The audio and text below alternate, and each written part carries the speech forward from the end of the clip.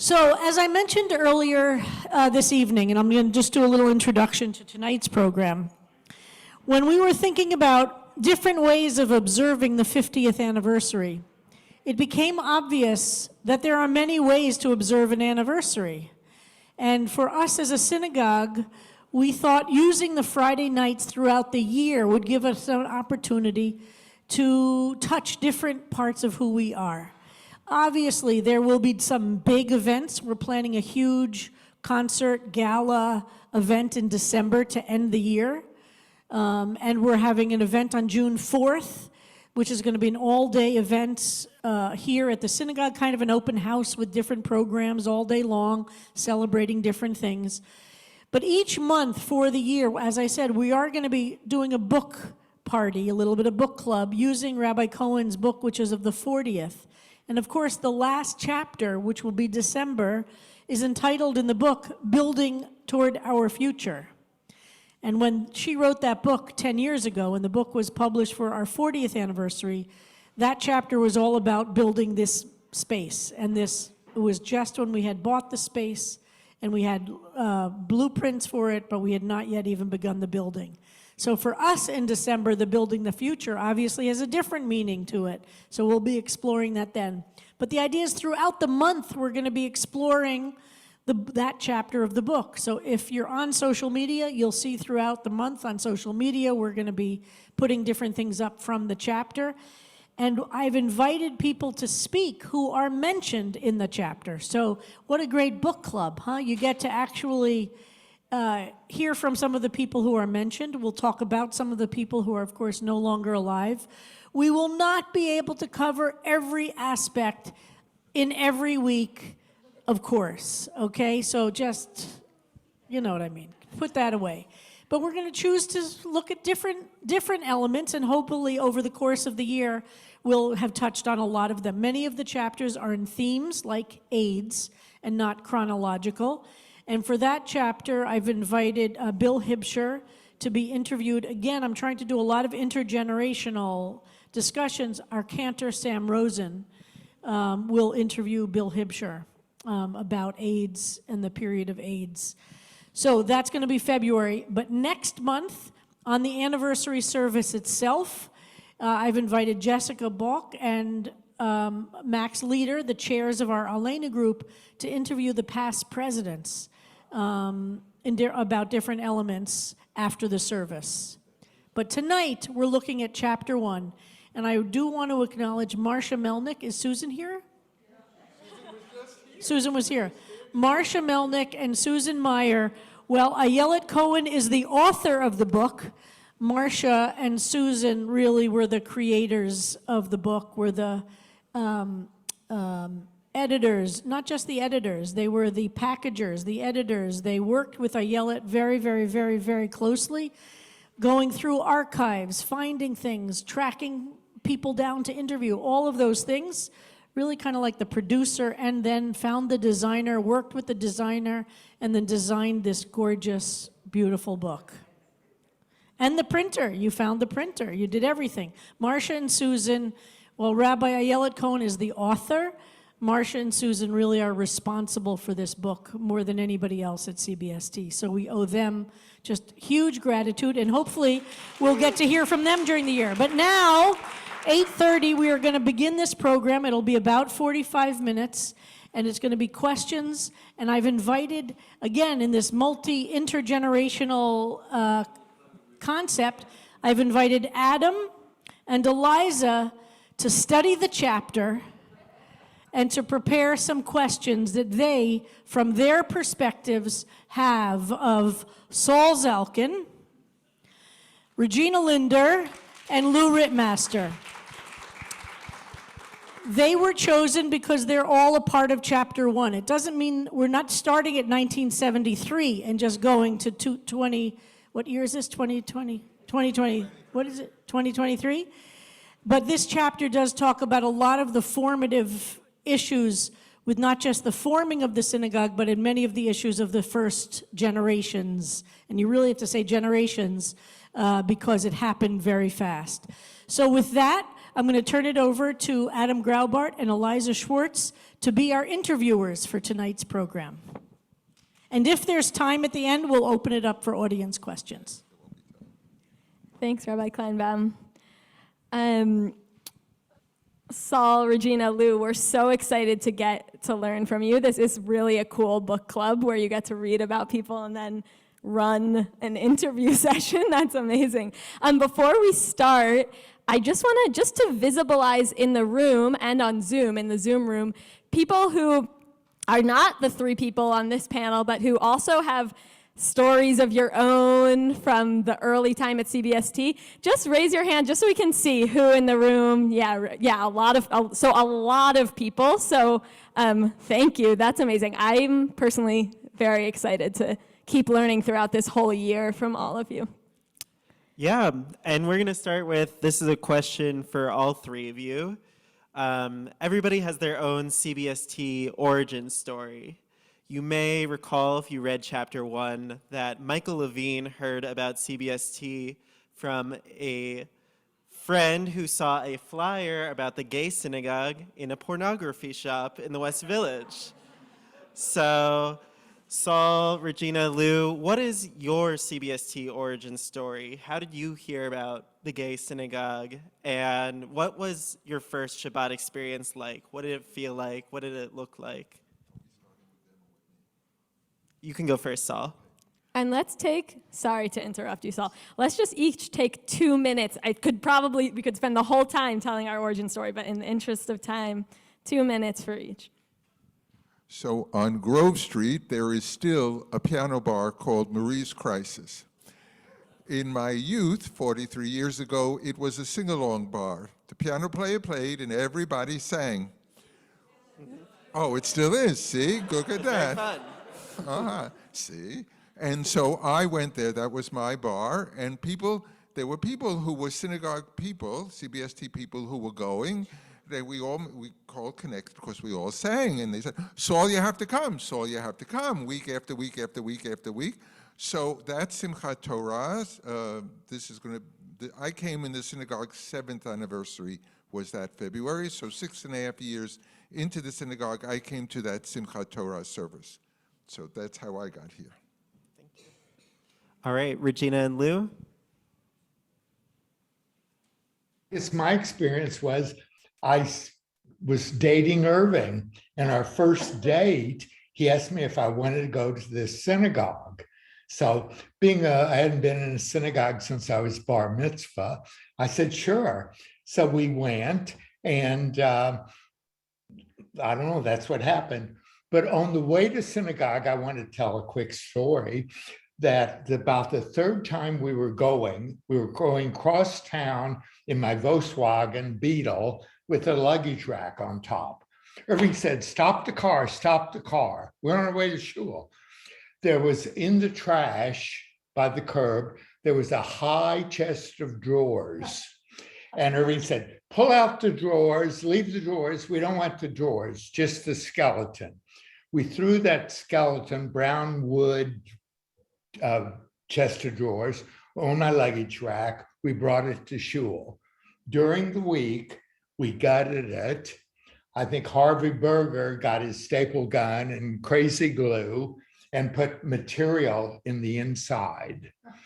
We did a spring curtain rod with the curtain, and I brought my desk lamp from home the next week. That was the eternal light, and that was our first ark at the synagogue in the early days. Amazing. Anyway, that was Irving, and I didn't know what the hell I was doing, but I just followed along his lead. Thank you, Lou. Anyone else on a first date tonight? No, just wondering if anyone's on a first date tonight. Regina, go ahead. Oh, I'm sorry. Yeah, tough act to follow. I was a graduate student at NYU, and this was 1974.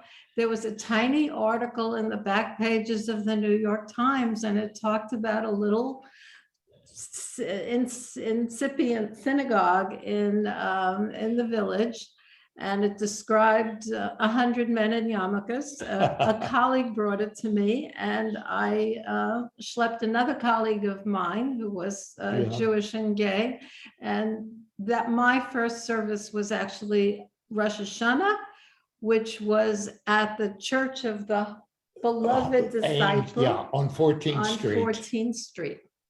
Because we had outgrown it by that time, the little classroom, the elementary school classroom where we held services. Yeah. Thank you. Thank you, thank you. Okay, so now a little bit of CBST history that I'm learning from reading the book, which is that Reb Pinchas ben Aharon was, who many of in this room, I'm sure, know, and I'm, again, excited to learn from you. He was a gay Hasidic rabbi with, at the time, a black Christian partner. He was CBST's regular service leader during its first decade at the beginning. And he was a leader who came really from deep Yiddishkeit to this gay synagogue. He was gay and led with joy, love for tradition. So this made the vibe and the ritual vibe of CBST very unique in particular. And so Regina, we have a question for you in particular. You wrote in the book, Reb Pinchas was open to the participation of women from the jump. So we're wondering what that meant for you at that time, especially as a woman when most of the congregation was made up of men. Yes. Well, first of all, he was more than open. He was eager to have full participation because, in fact, the numbers were very skewed. There were very few women. From my own perspective, I certainly was motivated to see more women, but I didn't have the kind of discomfort that a lot of people might have expressed at that point. Reb Pinchas was a visionary, and I think that there is so much. We were chatting over pizza before, the three of us, and talked about how many threads of his Shabbos observance are still there. They're the same. The feel and the sense of joy in Shabbos came from his dedication. He says it in the book. He says, I want everybody to look forward to Shabbos.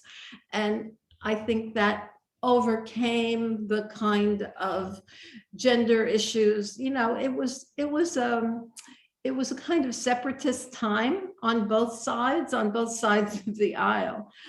So getting gay men and women to interact in a co-equal way at that time was difficult, and it took the literature will say it took till AIDS times in order for that to happen. But I think everyone should know that was not his real name.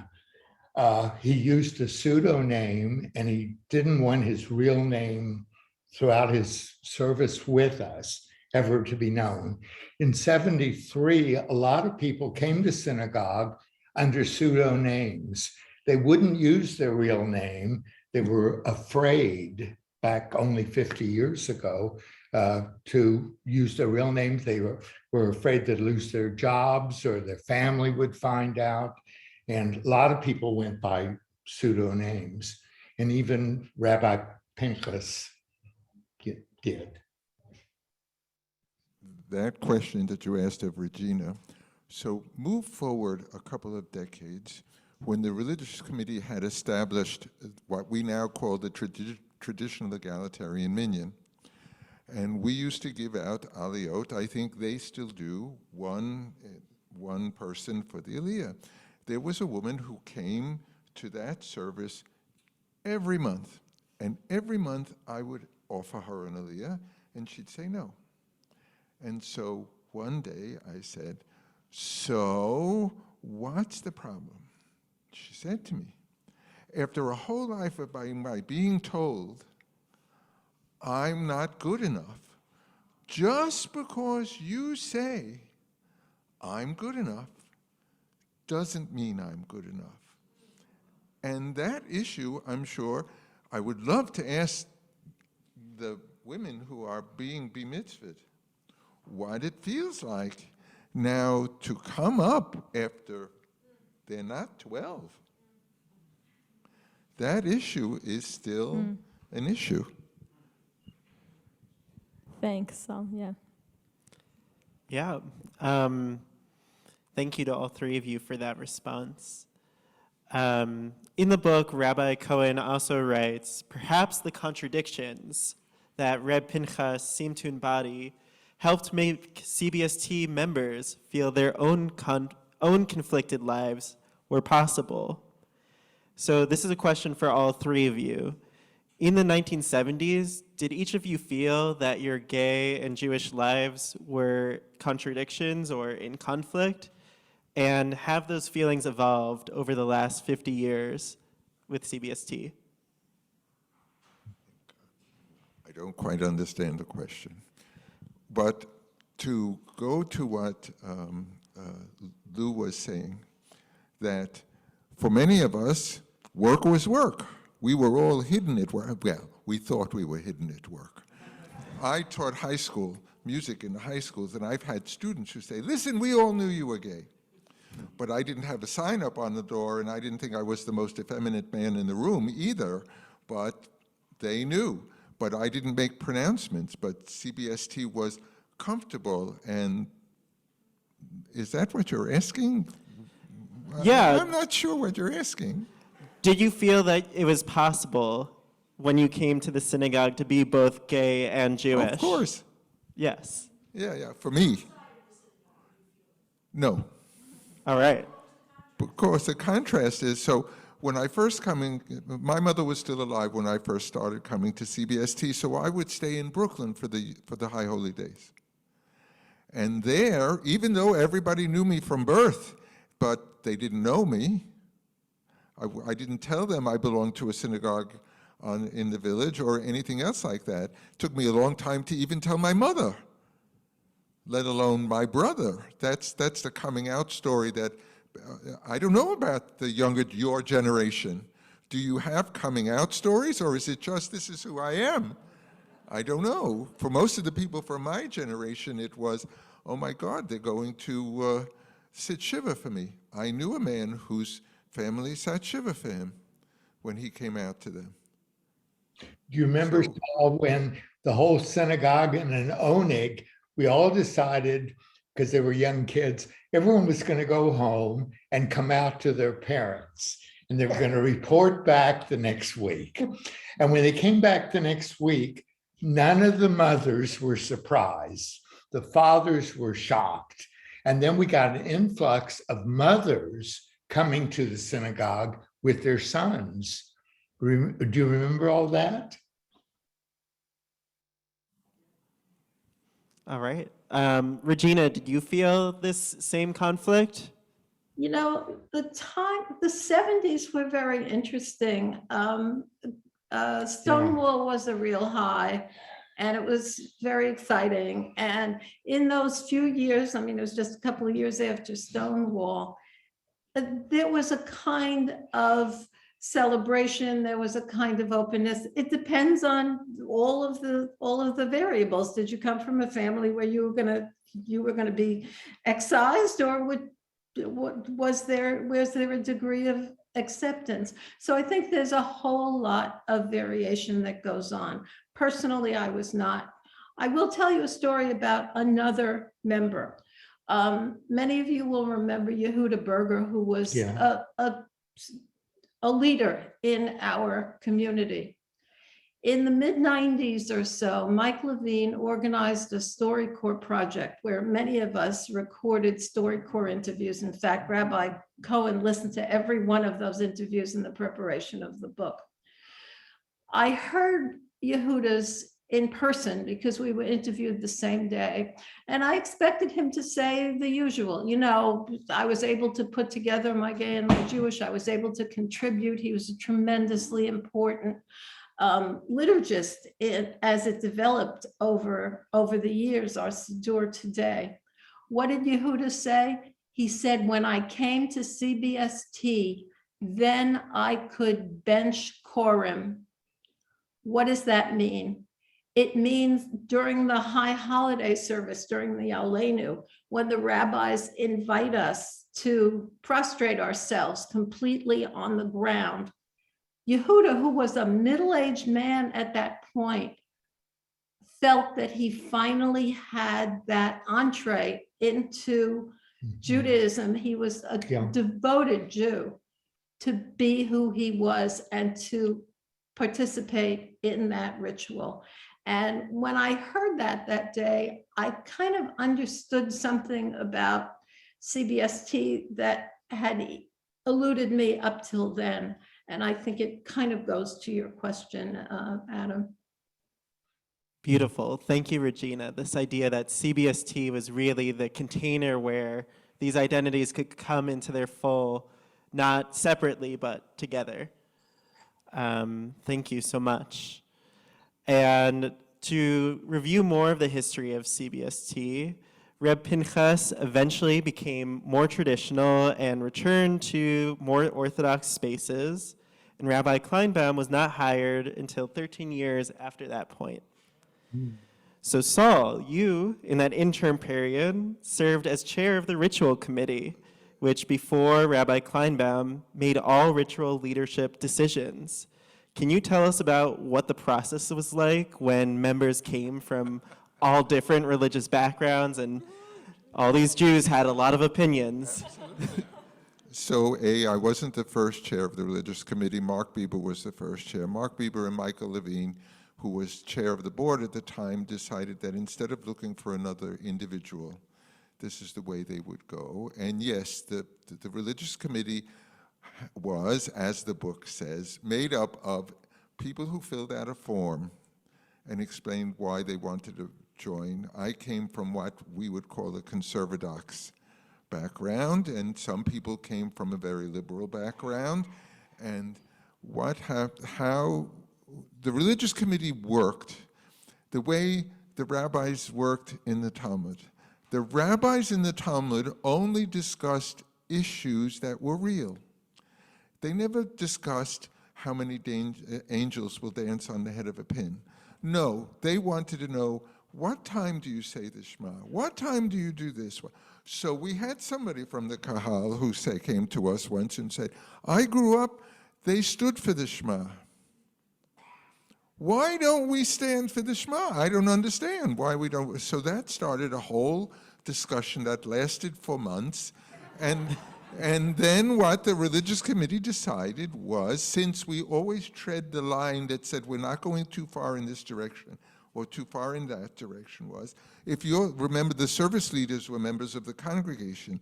If you wanted to have a service where you want people to stand, ask people to stand. If you don't, so don't.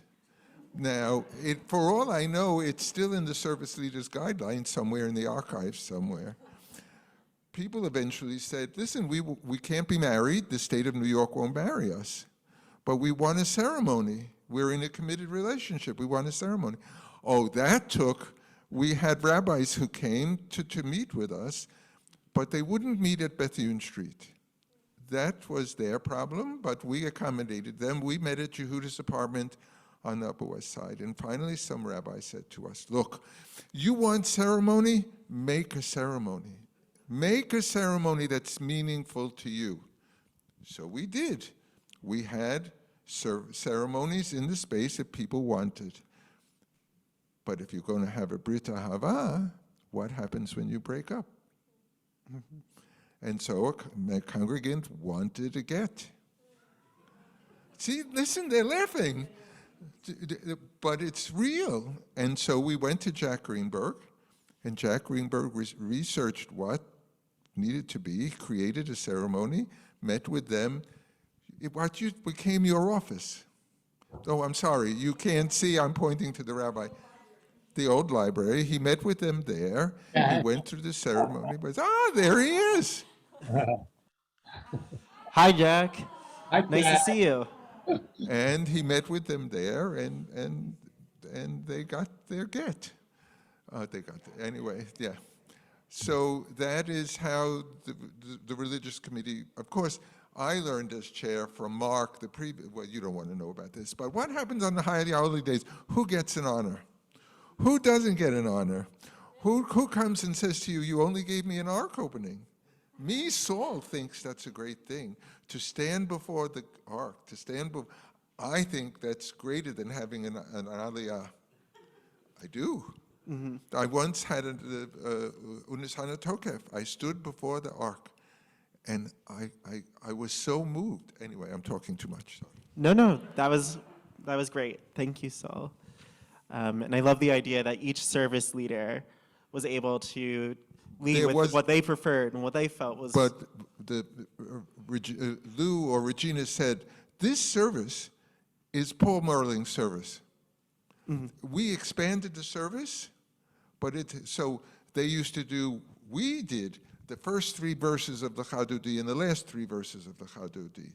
But we also danced to music after the Chadudi. There was somebody who stood at the sound cabinet, turned the record on, and we all danced to music after the Chadudi. And the religious committee decided. Snake dance, yes. And then the religious committee said, so how many verses are there missing? Why not do all the verses? So we did all the verses. And then, of course, we created from the, you know about the Shmata? Tell us about the Shmata. Oh, so Lou and Regina know about it. Paul Merling created a Siddur, but it was in a little booklet, pre-copied, duplicated pages. You added the English pages that you wanted to add for the Psalms that you wanted, because every service had to have English readings. Not everybody who comes to a service is fluent in Hebrew. Not everybody is comfortable singing Hebrew. So you needed to be as inclusive as we could be to everybody who walked up that ramp. And so eventually we went from the Shmata, we lovingly call the Shmata, really lovingly, which is also in the archive someplace, and it's probably in my apartment, to the thesis binder that was created by Mark Bieber and Yehuda Berger and David Krauss. David is somewhere. The Siddur will get discussed when we get to that. Okay, so, and the service expanded, but all based on Paul's service. Paul's service, everybody sang. We once had somebody who led a service, and every melody was different. And the Kahal came back and said, you can't do that again. You can't do that again because we don't feel comfortable. Mm-hmm. And, you're not up there to entertain us. You're there to bring us to God. And so we said, good. So the religious committee said, no, you can't do that. You could change 1 or 2 melodies per service. But otherwise, there had to be a standard service. I could Thank keep you. going. No, that was great and definitely resonated from the clergy team perspective as well, as getting that feedback and adjusting with some leadership as well, or some discernment. Aliza? Thanks, Saul. Lou, so we have a question for you. So Lou, our internship is named after you in Irving, obviously. I mean, we say it, now I say your name very often. I'm Cooperberg-Rittmaster Rabbinical intern. It's like in my tongue. So it's really great to get to hear directly from you and about how your life and your and Irving's life intersected with CBST. So one example we read about in chapter 1 was you hosting a Passover Seder in your home. So we're wondering if you could just tell us a little bit about that Seder and the intersection of your and Irving's life with CBST. Well, when I got together, I didn't know what I was getting into with Irving, to be truthful. I was a little Jewish boy from Kansas. And when I met him, he was really quite a whirlwind. right, Saul? And we did host a Passover Seder in our house. We lived on 35th Street, and we got out and I was just amazed at the people, the talent, and it just seemed natural. I didn't know it was going to go beyond that. And then the next year, we did the Passover Seder at the McAlpin Hotel on 34th Street. And it was Murray stayed in town, Liechtenstein, and it was all kosher. We had people calling us up until 12 or 1 in the morning wanting tickets to come, and we always found room for them. And I think there was nearly over 100 people there. So Wow. it really grew from 1 year, from 73 to 74. So, but we hope. And Irving eventually, because Irving had the strength of 500, he really did. And so he ran that Seder, put it together for years at Bethune Street. And once there used to be a payphone at Bethune Street. And there was a Shabbat service in the morning, and the phone was ringing, and people wanted to come to the Seder, and Irving was there. And he said to me, "Don't answer the phone. If they haven't made reservations for now, you can't now, in the morning, Passover begins tonight, tell people, yeah, sure, show up." No. Yeah, he had unbelievable strength. We can only all hope to have such an in-demand Passover Seder one day. Yes. Oh, man. So we have one last question from the two of us, and then we'll see if I don't have a watch. So Yeah, if we have time. So, okay. Oh, very good. Yeah. Our last question is just to acknowledge that this is right now, a very unique time for CBST. Obviously, we're celebrating our 50th anniversary, and Rabbi Kleinbaum has announced that she's stepping back from her role as senior rabbi. So obviously, it will be up to the entire congregation now what happens next for CBST. But as members from the early years, we're wondering what wisdom the three of you can impart about how the synagogue will figure out what its new identity and next steps will be.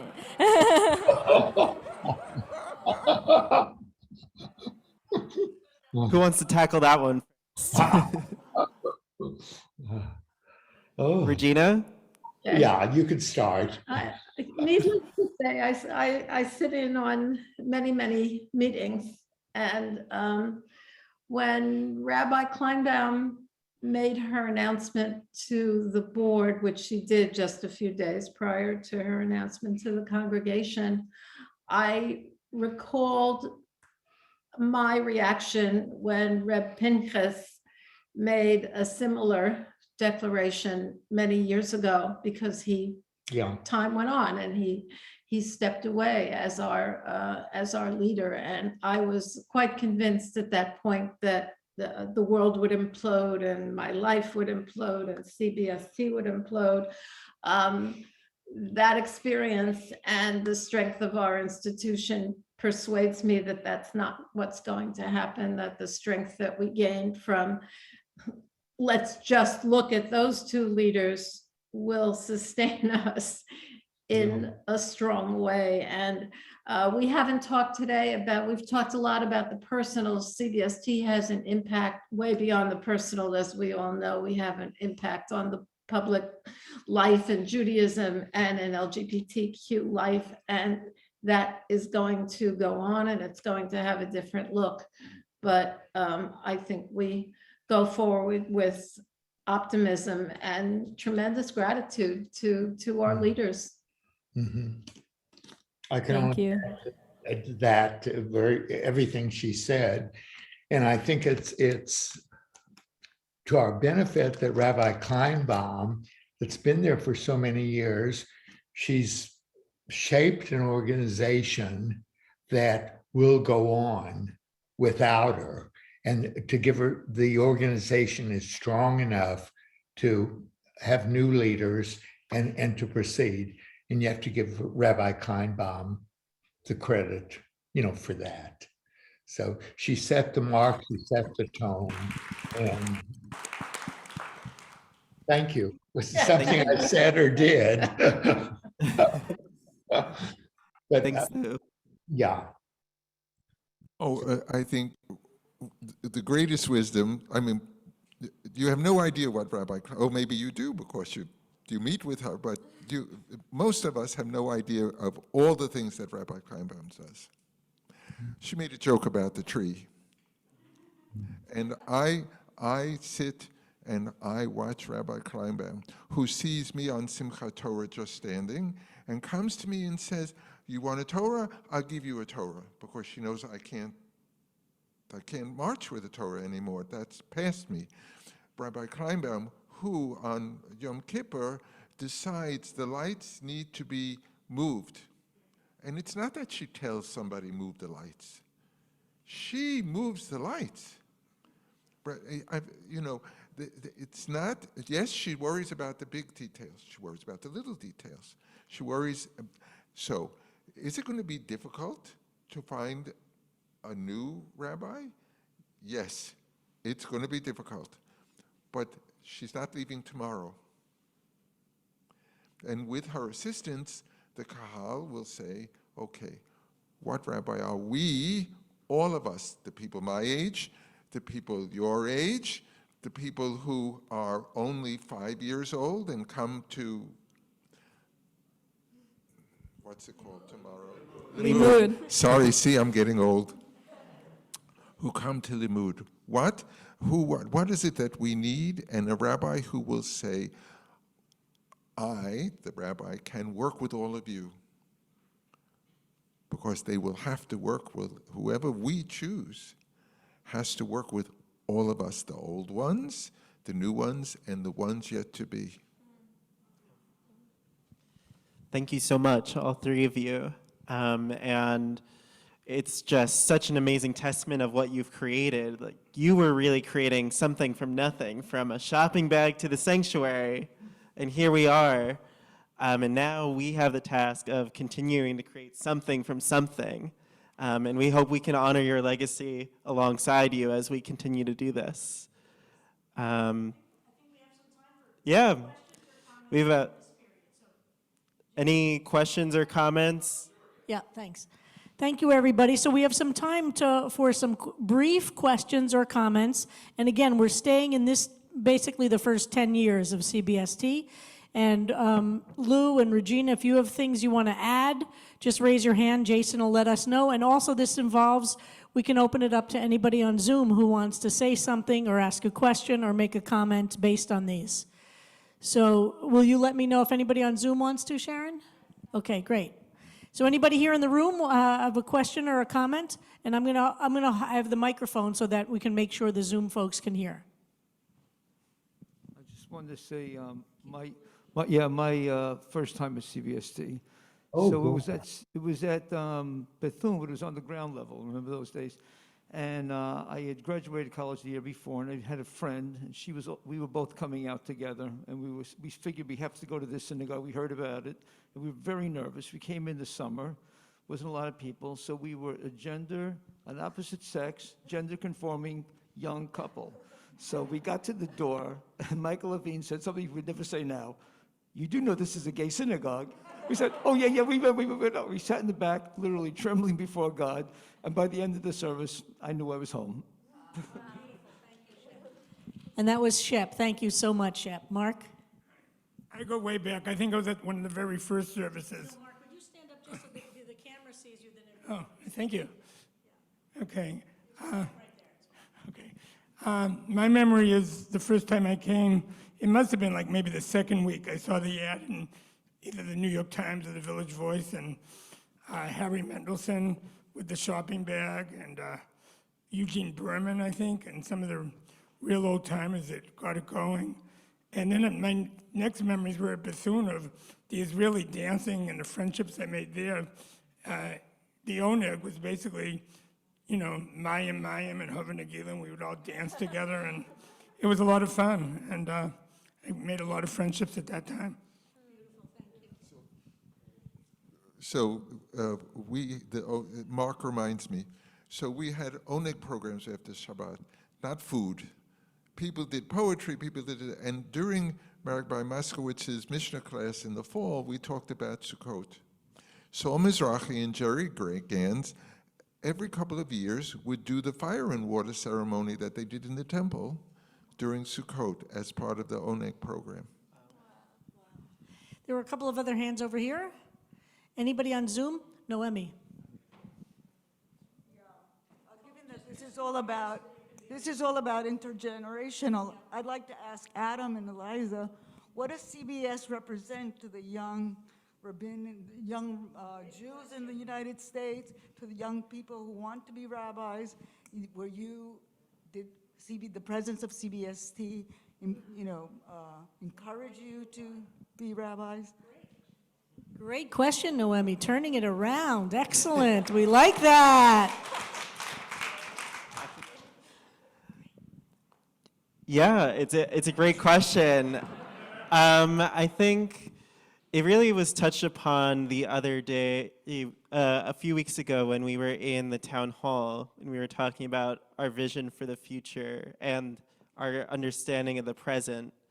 And we talked about how we're not looking for a social justice rabbi to be the next rabbi, or a spirituality, or like a deeply spiritual rabbi to be the next leader. It's that these things aren't siloed off at CBST. Our spirituality flows from our justice work, and our justice work flows from our deeply spiritual practice. That's something that really inspires me, and that's the kind of rabbi that I hope to be in the future, and a reason that I wanted to come and learn here, as well as CBST is just an astonishingly resilient place. Having gone through 2 pandemics now, to see all of your strength and the way that you hold each other and your deep understanding of chesed as you've undergone challenges from the outside world and being able to find the part of you that's created in God's image in this space, despite those challenges, is something that really inspires me about this community. Gay man. The questions you asked about the 2 identities and what about, can you address that a little bit? Of course. I think to what Saul was alluding to, it's certainly different now. I also live in Brooklyn, but I don't feel that self-conscious about walking around as a gay man. At least in my neighborhood in Crown Heights, even on Kingston Avenue. And I would say, though, I have a friend, or my grandma really has a friend who said, why do they need their own synagogue? And it's interesting that she asked that question, because I think it is valuable to see and bear witness to one another. We live at this very interesting identity, or intersection of identities, and to understand where we hold privilege, where we lack privilege, where we need to be in solidarity with other people. It's a hard thing to wrestle to and to land on, and to do that wrestling with people that sit at a similar juncture of identities is really, really impactful for me. Are you out in rabbinical school? Describe what that is like, just a little bit. I am, and about 1/3 of my class is LGBTQ, which is amazing. Yes. It's a different world. Aliza. Yeah, well, thank you for the question. I appreciate the chance to think about it and try to articulate. I actually think that for me it comes down to what I was talking about in my drush about belonging. I really feel, for me, I'm a person, I really enjoy being authentic. It's hard for me to not be authentic. It's hard for me to learn and grow and seek feedback and contribute when I'm not, when I feel like I'm hiding something. And so it feels really, that is why I applied to be an intern here. I felt like, wow, if I can have that foundation of safety and belonging, I'll be able to grow so much more into the rabbi that I'm trying to become. And so far, I feel that that's true, thanks to the clergy team, Rabbi Kleinbaum, really everyone, Adam, also a partner in it. And so yeah, I'm really, really grateful for that. So Aliza, I think a question that a lot of people, Jason? Can I have a microphone? No, it's on. It's on. I'll turn it back off and on again. It's supposed to be on. Anyway, I'm not on. Maybe it's dead. It might have died. Yeah. The battery might have died. So I think another question that is also behind Noemi's question is, why do you use the word queer to identify yourself? And that is how you identify yourself. And Adam, you identify yourself as a gay man? Is that, or do you say queer? You use gay and queer. So talk about a radical difference. So would you just say a word about that? Totally, yeah. Oh, now it's back on. Yeah, and I'm so grateful. I visited the Mishpacha group on Zoom a couple Mondays ago, and we were talking about this too. And there were so many people in the room, and we had the question, how many people here use the word queer? And I raised my hand and 2 other people, and then everyone else were like, I would never use that word, never. And we agreed after that we would have another, there was so much there that we agreed we would have another whole conversation about it, because there's just so much to say and to learn about it. So I'm even seeing in the room, I really want to learn from you all, and it's something in Of the group. yeah, I would love.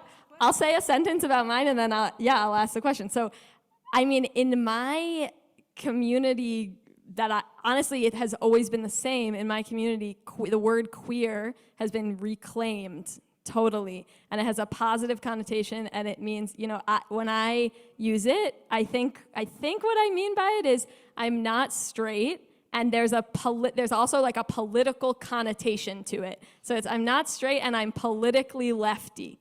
That's how it's been reclaimed, at least in my communities. Adam, do you have a? Yeah, and I think that stems out of queer theory. To queer something is to challenge the traditional hierarchies and categorizations that have been established over the course of the centuries, and to flip it on its head.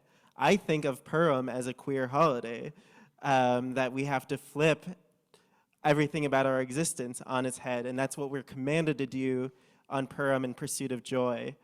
And similarly, that's why the label feels appropriate for me to use. Yeah, but would love to hear if we have. How much time do we have?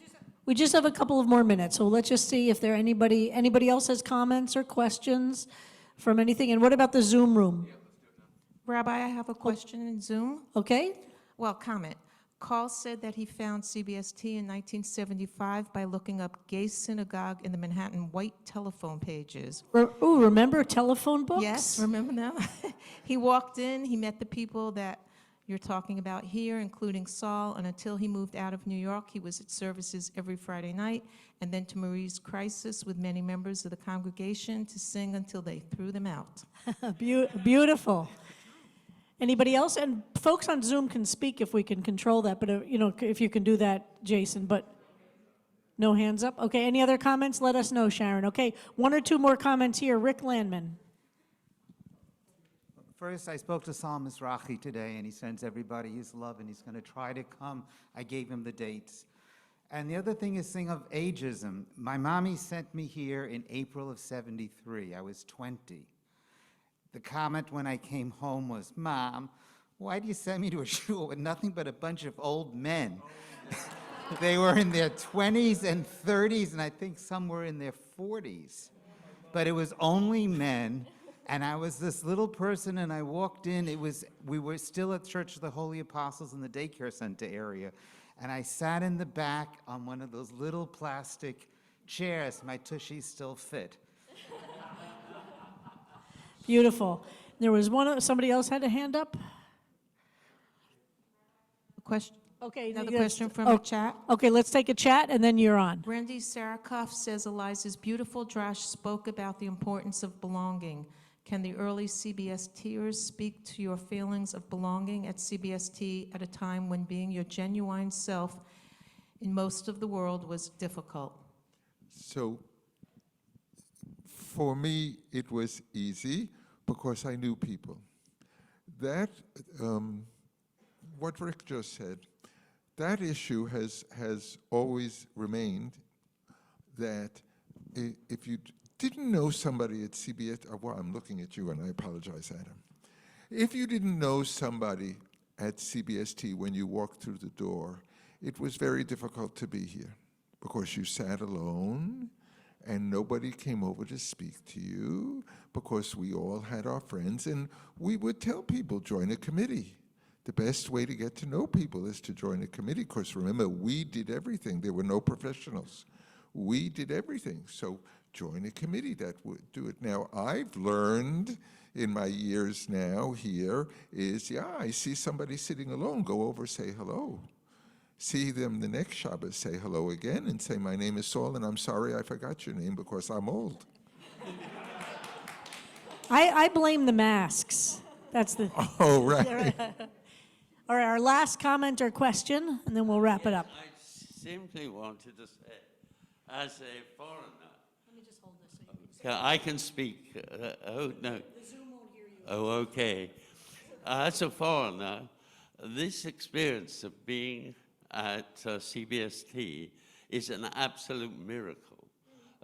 It's an amazing thing to have come from another country and to come and been with it, 42, 43 years now. It's just amazing. And to see it grow and change is a great, great wonder to me. And thank you. Well, what a great note to end tonight's program. Thank you very much, and thank you to Lou and to Regina, to Saul, Aliza, and Adam. And get your book if you don't have it, and move on now to Chapter 2, and we're studying Chapter 2 next. Thank you all so much, and thank you for all the comments. Thank you, Zoomland.